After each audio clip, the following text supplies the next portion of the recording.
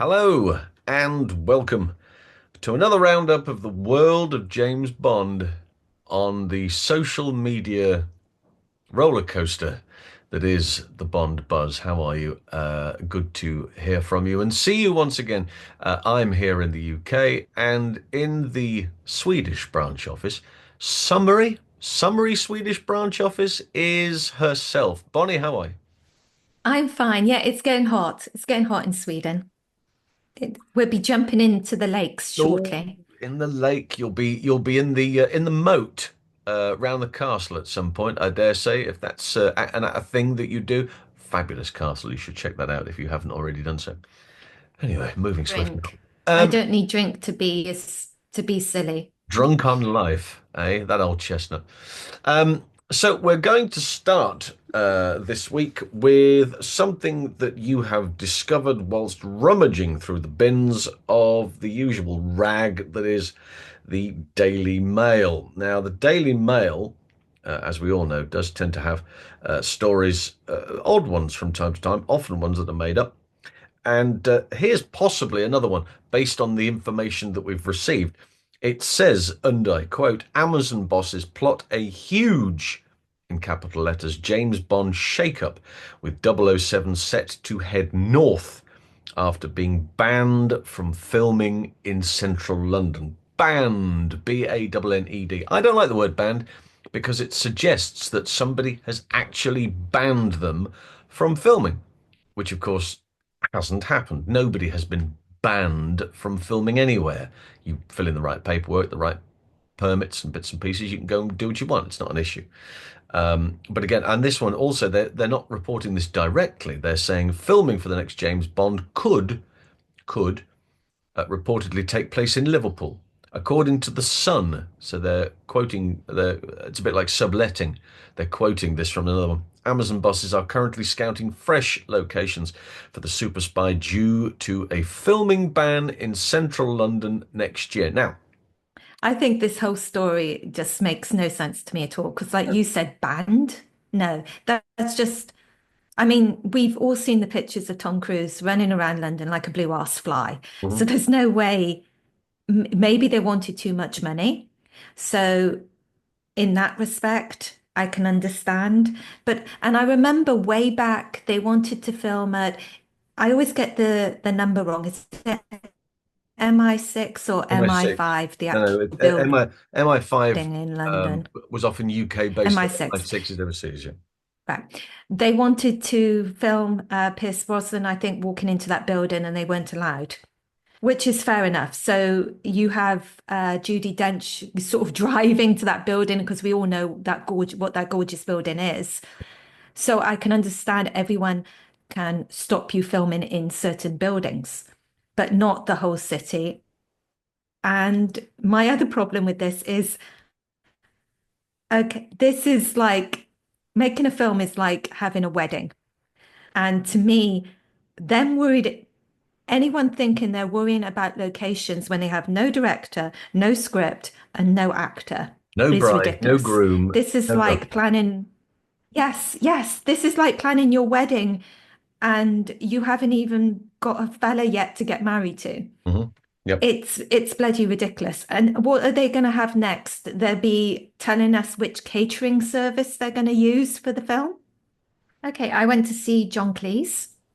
And he actually toured. He's touring Sweden at the moment in his production of Last Time to See Me Before I Die. Is it a one man And show?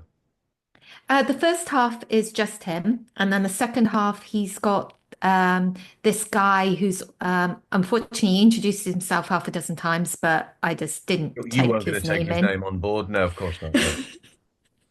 But he sort of runs the show with him and sort of interviews him Okay. for the second half.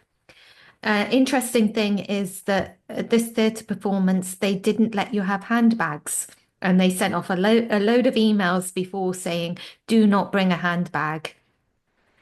You won't be able to bring it in. Which, Say I what? mean, to a female, it's just like, oh my God, kind of thing. Did it So say I why you ended up, couldn't bring your handbag in?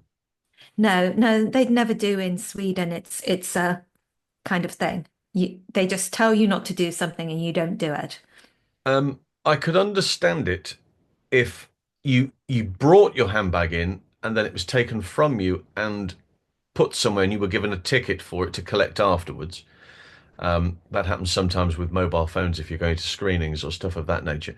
Or you're searched going in. Again, I could understand that, but I don't understand not bringing a handbag. It's like, Yep, they had a cloakroom, but they said they didn't have the facilities to look after your handbag, so do not bring it.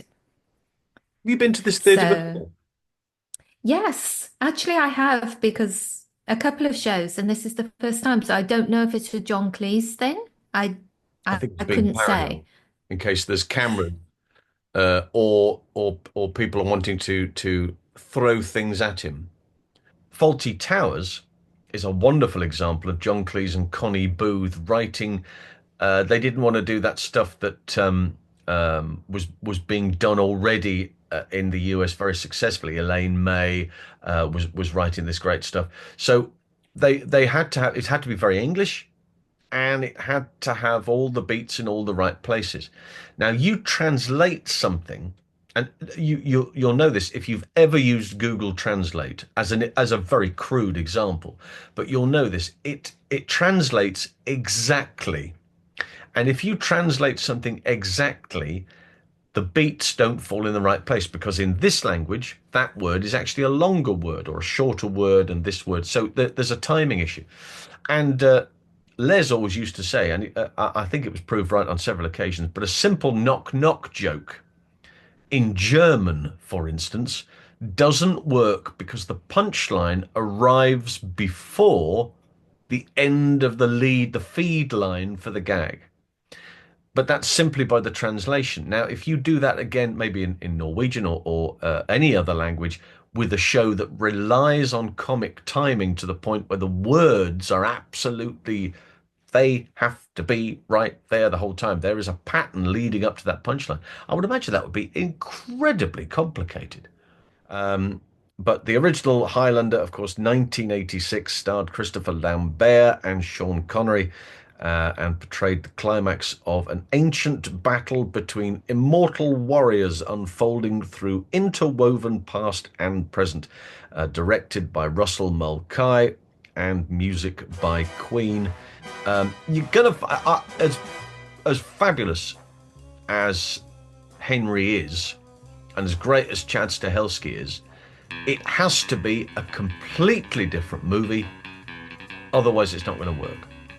You I can't got a little bit follow of a that problem idea. with Chad. Go on. Yeah, I got a bit of a problem with Chad because I think I've seen the last John Wick, which is like John Wick 4. Oh, yeah. And there's a scene in that when I'm not giving away too much, but there's a Been out set for ages. piece You with can a tell the ending away. It's okay.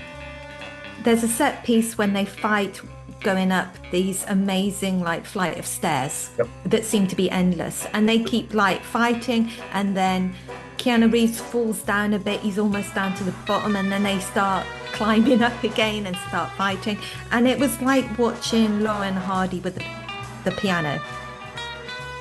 It made me laugh. It made the people in the cinema laugh. I don't think it was supposed to make us laugh. Falling down the stairs made you laugh. That was Because very they good done. fall, and then yeah, they fall, then they fight, then they climb, then they fall again, fight, climb, fall, fight, climb, fall. It's no. And you had the Swedish guy in it, Stellan Skarsgård's kid, Bill. I think it was Bill, Bill Skarsgård. Alex Skarsgård's brother. Okay. There's a lot of Are you Skarsgårds. stalking all of them or Trying to just work out what accent he was doing. Only the father. just the father? Right. Just so we know, so the family knows. I think more important. We'll be back again with more of the same, and until then, it is bye for now. Bye.